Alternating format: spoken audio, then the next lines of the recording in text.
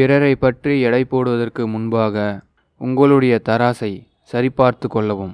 ஆமாங்க, நீங்கள் எப்போவுமே அப்படிதாங்க.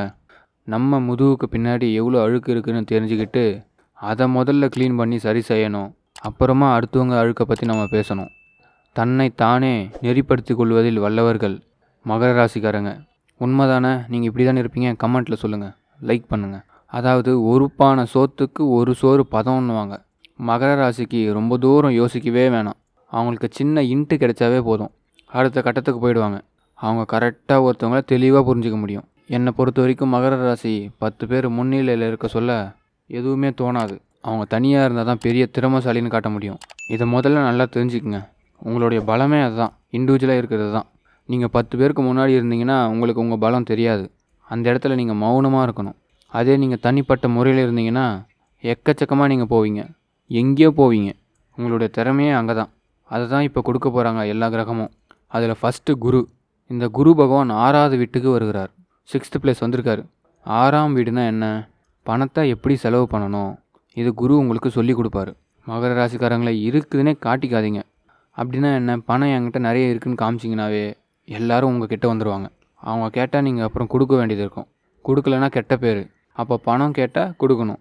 அப்போ பணம் இருக்கா இல்லையான்னு பார்த்து பேசுங்க. கடன் வாங்காத, கடன் கொடுக்காத. கடன் கொடுத்தா வாங்க முடியாது. மகர ராசிக்கு குரு சொல்கிற வார்த்தை. சம்பாதிக்கிற பணத்தை சேவிங்ஸ் பண்ணுங்கள். கடனை அடைக்கிறதுக்கு முயற்சி பண்ணுங்கள். வாக்குறுதின்னு சொல்லுவாங்க. என் வீட்டில் இதை சொல்லிட்டேன், என் ஃப்ரெண்டுக்கு நான் இதை சொல்லிட்டேன், என் உறவினருக்கு இதை சொல்லிட்டேன், இவங்களுக்கு இதை செஞ்சு கொடுக்கணும், இதெல்லாம் செஞ்சு கொடுக்குற மாதிரி வந்துடும். அதான் டைம். இந்த செஞ்சு கொடுக்குறதுல நீங்கள் பண்ணலைன்னா அதுக்கப்புறம் உங்கள் பேர் டேமேஜ் ஆகும். அப்புறம் அதனால் அவங்க நம்மளை வச்சு செஞ்சுருவாங்க. நம்மளை அவங்க வச்சு செய்யக்கூடாதுன்னா நம்ம என்ன சொன்னமோ அதை செய்யணும். நம்ம உறவுக்காரங்க என்ன எதிர்பார்க்குறாங்களோ அதை நம்ம தரணும். இதை மட்டும் இப்போ பண்ணுங்கள். இதை தான் குரு சொல்கிறாரு. சுவர் இருந்தால் தான் சித்திரம் வரைய முடியும். அதனால் உடம்பு நல்லா பார்த்துக்குங்க. டேப்லெட் எடுக்கிறவங்களாம் கரெக்டாக எடுங்க, விட்டுறக்கூடாது. ஒரு வேலை கூட விட்டுறக்கூடாது. ஹெல்த்துக்கு ரொம்ப முக்கியத்துவம் கொடுக்கணும். அதிகமாகலாம் உழைக்காதீங்க, டைம் படி உழைங்க, நேரத்துக்கு சாப்பிடுங்க. இதுதான் குரு சொல்கிறாரு. சனி 3ஆம் இடத்துல வந்திருக்காரு. திருக்கணிதப்படி வாக்கியப்படி 2லே இருக்கார். அப்போ வரக்கூடிய மார்ச் மாதம் 2024 முழுமையாக 3ல் உட்காந்துருவார். சனியோட தாட் என்னென்னா, உனக்கு நல்லது செய்ய நான் தயாராகிட்டேன் அப்படிங்கிறாரு. நல்லதுன்னா சனி என்ன நல்லது செய்ய முடியும்? முதல்ல உங்கள் மேலே இருக்கக்கூடிய வழக்குகளை விடுதலை பண்ணுவார். உங்கள் மேலே யாராச்சும் தப்பாக கேஸ் போட்டு அவப்பேரை ஏற்படுத்த நினச்சா அதுலேருந்து ரிலீஸ் பண்ணி விட்டுருவார். உங்களுக்கு இது வரைக்கும் என்னெல்லாம் தடை வச்சுருந்தாரோ அதெல்லாம் ரிலீஸ் பண்ணி விட்டுருவார். இப்போ அதெல்லாம் பண்ண போகிறாரு. அதான் சனி. உங்களுக்கு வழக்குகள், அரசாங்கம் மூலிமா நல்ல விஷயங்கள், அவார்டு, ரிவார்டு இதெல்லாம் கிடைக்கும். கெட்ட பேர் வராது, நல்ல பேர் வரும். தடைப்பட்ட விஷயங்கள்லாம் நடக்கும். தடங்கள் கிடையாது இனிமேல். அவ்வளோதான். சுபமான நேரம். இன்னும் சொல்லப்போனால் நம்மளை எதிர்த்தவங்கெல்லாம் ஒன்று சேர போகிறாங்க. நம்மளை ஒரு விதத்தில் பாராட்டுவாங்க. பாராட்டுகள்லாம் நிறைய கிடைக்கும். எதையும் எதிர்த்துக்காதீங்க, எதையும் வேண்டான்னு சொல்லாதீங்க. ஏன்னா முன்னாடி எதிரியாக இருப்பான், இப்போ நம்மளை பாராட்டுவான். அவனை இப்போ பாராட்டு விழா கூப்பிடுவோம், நம்ம போகாமல் விட்டுருவோம். அப்போ சனி இதெல்லாம் பண்ணுவார். உங்கள் மனசை கஷ்டப்படுத்துகிறவங்க எல்லாருமே மண்டிட்டு மன்னிப்பு கேட்பாங்க. நமக்கு மனசு எப்பயாச்சும் கஷ்டம் வரும்போது நம்மளால் சில விஷயத்தை தாங்கிக்கவே முடியாது. அந்த நேரத்தில் தான் நிறைய பேர் குத்துவான். இந்த நேரத்தில் மகர ராசிக்காரங்க அமைதியான இடத்த தேடி பயணம் பண்ணணும். ராகு பகவான் 2ஆம் வீட்டுக்கு வந்திருக்கார். வார்த்தைகளே பேசாதீங்க. எது பேசினாலும் பிரச்சனையாயிடும். ஸ்மைல் ஒன்று போதும். தெரியாத மாதிரி இருங்க, காது கேட்காத மாதிரி இருங்க, வாய் பேசாத மாதிரி இருங்க. நான் சொல்லித்தரேன். ராகு அதை தான் சொல்கிறாரு. நம்ம சேனல் தொடர்ந்து ஃபாலோ பண்ணுங்கள், சப்ஸ்கிரைப் பண்ணுங்கள், லைக் பண்ணுங்கள். நீங்கள் எது பேசினாலும் நீங்கள் நல்லது தான் பேசுவீங்க. ஒரு அர்த்தமாக ஒரு விஷயத்த சொல்லுவீங்க. அது இப்போ உங்களுக்கு ஆபத்தாக இருக்கும். உண்மை தானே? எத்தனை வாட்டி அப்படி நடந்திருக்கு? கமெண்ட்டில் சொல்லுங்கள். அது உங்கள் வேலையை செய்ய விடாமல் கெடுத்துரும். நாளைக்கு நிறைய ப்ரோக்ராம் வச்சுருப்போம், அதுக்கு மறுநாளும் நிறைய ப்ரோக்ராம் இருக்கலாம்.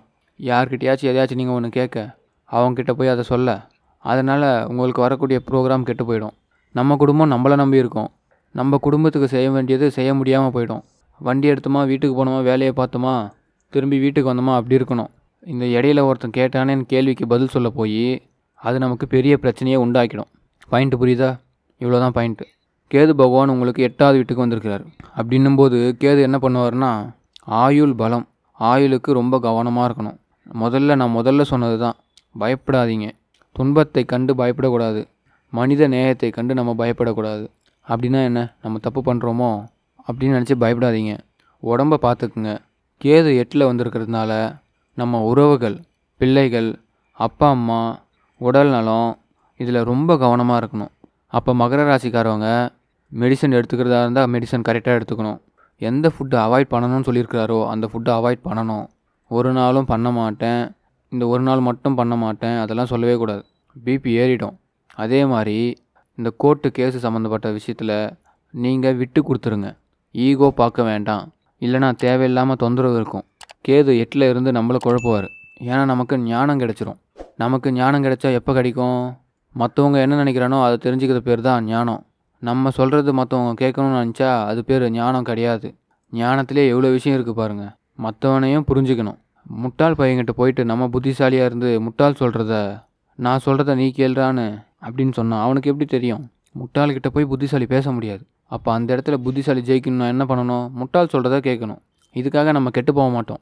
இந்த 8ல் கேது என்ன பண்ணுறாருன்னா, நம்ம வார்த்தைகளை விட்டு நம்ம இன்னொருத்தவங்களுக்காக ஏதாச்சும் போய் அதில் ஹெல்ப் பண்ணி அதில் போய் மாட்டிப்போம்.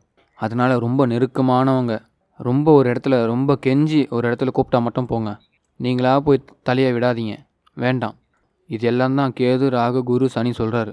இதெல்லாம் நீங்கள் கேட்டு நடந்தால் இந்த கிரக பெயர்ச்சிகள் உங்களுக்கு சப்போர்ட் ஆகும். ஏறத்தாழ நீங்கள் என்ன தான் சொல்ல வரீங்க? ஒரே வார்த்தை, அமைதியாக இருங்க, உங்கள் வேலை உண்டு, நீங்கள் உண்டுன்னு இருங்க, அவ்வளவுதான். குடும்பமும் உங்களுக்கு நல்லாயிருக்கும், உங்கள் வாழ்க்கையும் நல்லாயிருக்கும். ஏன்னா இப்போ பொருளாதாரம் நல்லா சம்பாதிக்கலாம், ஹெல்த்தியாக நம்ம போகலாம். ஒன்றே ஒன்று, இந்த பார்ட்டி விஷயத்தில் கவனமாக இருக்கணும். மகர ராசிக்காரவங்க ஃப்ரெண்டு ஏதாச்சும் பார்ட்டி கூப்பிடான்னு சொல்லிட்டுலாம் போயிடாதீங்க. அப்படியே போனாலும் பார்த்துருங்க. எல்லாத்துக்கும் அளவு இருக்குது. அளவு மீறினா அமிர்தமும் நஞ்சு. இந்த ஒரு வார்த்தையை ஞாபகம் வச்சுக்கோங்க. லைக் பண்ணுங்கள், கமெண்ட்டில் சொல்லுங்கள் நீங்கள் எந்த கடவுளை வணங்குறீங்கன்னு.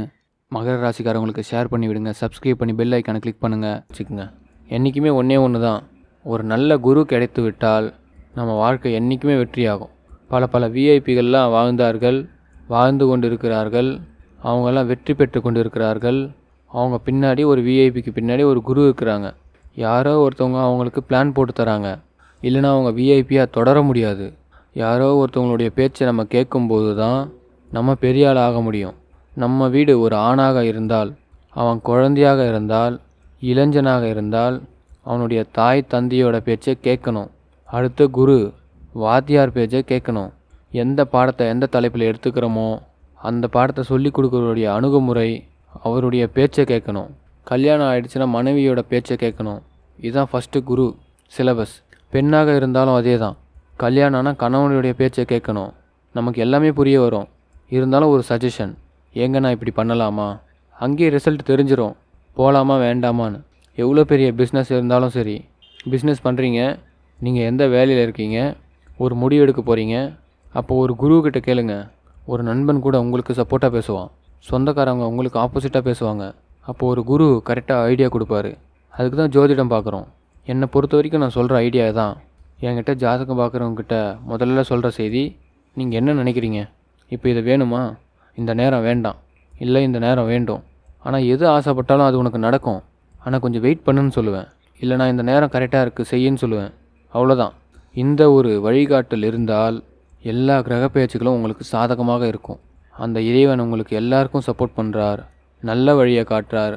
யாருக்கும் தோல்வி வராது. மறக்காமல் லைக் பண்ணுங்கள், சப்ஸ்கிரைப் பண்ணுங்கள், கமெண்ட்டில் சொல்லுங்கள் உங்கள் கருத்துக்களை, ஷேர் பண்ணி விடுங்க. நன்றி.